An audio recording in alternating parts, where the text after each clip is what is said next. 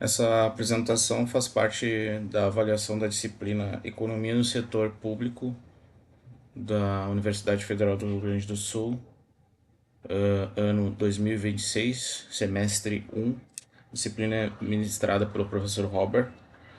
E o objetivo do trabalho é trazer um resumo sobre o artigo Benefício de Prestação Continuada, BPC, e a Cidadania Financeira, uma abordagem multidimensional. Os autores Daniel Álvares Firmino, Igor Santos Tupi, Ana Maria Hermeto Camilo de Oliveira. A fonte, Planejamento e Políticas Públicas, PPP, número 66 de 2023. Então nós vamos falar um pouquinho sobre o BPC, Benefício de Prestação Continuada, Análise Institucional e Economia Econômica e Financeira. Vamos falar sobre os fundamentos e origem do benefício da prestação continuada. Então, a origem ela é não contributiva. O BPC ele não exige contribuições anteriores, diferenciando das aposentadorias tradicionais e ampliando o acesso à proteção social. Ela destina-se ao público acima de 65 anos ou mais e pessoas com deficiências que atendem o critério de baixa renda per capita, familiar per capita. O BPC reduz a pobreza extrema e dinamiza economias locais e regiões menos desenvolvidas no Brasil. Além disso, além da renda, o BPC influencia o acesso a serviços públicos, organização familiar e inclusão financeira. A origem teve lá na renda mensal vitalícia, criada na década de 70, destinava-se mais ou menos ao mesmo público, né? Estava vinculado à Previdência Social ainda. Na Constituição de 1988, a Constituição redefiniu a Seguridade Social como sistema integrado, reconhecendo a assistência social como direito e dever do Estado. Outra coisa que também ajudou foi a Lei Orgânica de Assistência Social, o LOAS. Em 1993, estabeleceu bases legais para o BPC, desvinculando-o das contribuições previdenciárias. E desde 1996, o BPC incorporou a renda mensal vitalícia e ampliou a cobertura considerando-se como política de Estado. Então, os pilares normativos é a Constituição, a Lei Orgânica e o Decreto de regulamentam o benefício de prestação continuada. A gestão MDS, Ministério do Desenvolvimento Social, e o INSS compartilham a gestão do BPC. O cadastro único é requisito fundamental para o acesso. E desafios que enfrentam são as normas de controle e direitos, mas criaram-se barreiras para os. Nisso se criou barreiras para os público mais vulnerável. O público-alvo, né? Já falamos, né? Pessoas acima de 65 e qualquer deficiência. A renda per capita, né? O perfil dos beneficiários é quem enfrenta a exclusão social, baixa escolaridade, dificuldades no mercado de trabalho. E existem alguns debates sobre a elegibilidade, que são debatidos politicamente, especialmente sobre novas fontes de renda, renda informal, né, para o cálculo do benefício. O papel do BPC na redução da pobreza e na vulnerabilidade social. O BPC garante uma renda mensal que eleva o rendimento das famílias mais pobres, reduzindo a pobreza extrema de idosos e deficiência. Redução de desigualdades regionais. Então, no Nordeste temos o maior uso do BPC. Então, isso contribui regionalmente para reduzir, diminuir as desigualdades. Melhoria dos indicadores de bem-estar, né? Melhora a segurança alimentar, o acesso a serviços básicos para famílias dos beneficiados.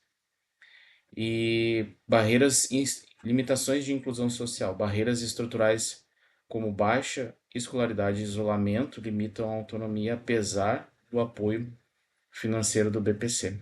Então, mesmo com o BPC, às vezes isso não consegue chegar lá na ponta. BPC, o financiamento público e relevância macroeconômica. Vamos falar um pouco sobre isso agora. Só botar um pouquinho mais para frente aqui. Então, o financiamento é feito pelo Tesouro. O benefício de prestação continuada financiada integralmente pelo Tesouro Nacional, reforçando seu caráter redistributivo e solidário. Diferente dos benefícios previdenciários, o BPC depende de recursos fiscais gerais, não de contribuições específicas. O BPC é a despesa obrigatória por direito constitucional, não podendo ser contingenciado sem mudanças legais. E o financiamento do Tesouro, né, ele garante essa estabilidade do BPC, essencial para populações vulneráveis. Então, impactos regionais e distribuição do territorial do gasto. O gasto do BPC se concentra principalmente nas regiões Nordeste, Sudeste e Norte, áreas historicamente mais vulneráveis sociais. Em pequenas cidades rurais, os recursos do BPC são, sim, parte significativa. E o que acontece a desafio administrativo é que, às vezes, é necessário adaptações no atendimento para populações com baixo acesso à internet nesses locais aí, né? Então, desafios administrativos para o BPC chegar nesses lugares mais remotos. Sustentabilidade fiscais e debates contemporâneos. Então, aqui mostrando o que o BPC tem gerado, né?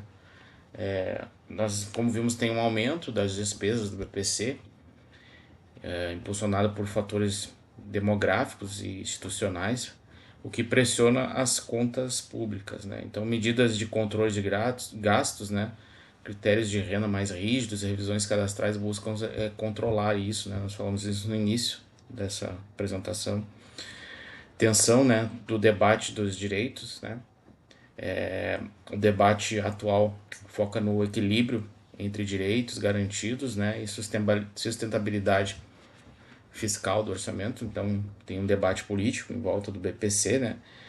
E as propostas talvez envolver uma integração com inclusão produtiva, revisão dos critérios e aprimoramento da avaliação socioeconômica, né? Para tentar reduzir aí os debates com respeito a isso. Vamos ver agora o BPC e cidadania financeira, evidências do artigo, né? Os resultados, impactos do BPC sobre o acesso financeiro. Então, o BPC aumenta significativamente a probabilidade de possuir em conta bancária, poupança ou cartão de crédito. O benefício amplia o benefício amplia o acesso financeiro independente da localização urbana rural dos beneficiários. O BPC insere milhões de famílias ao sistema financeiro formal, promovendo a bancarização das populações excluídas. Embora essencial, o acesso financeiro não garante totalmente a cidadania financeira plena, né? Condições de acesso e uso e riscos de exclusão financeiras. Então, beneficiários se complementam em maior parte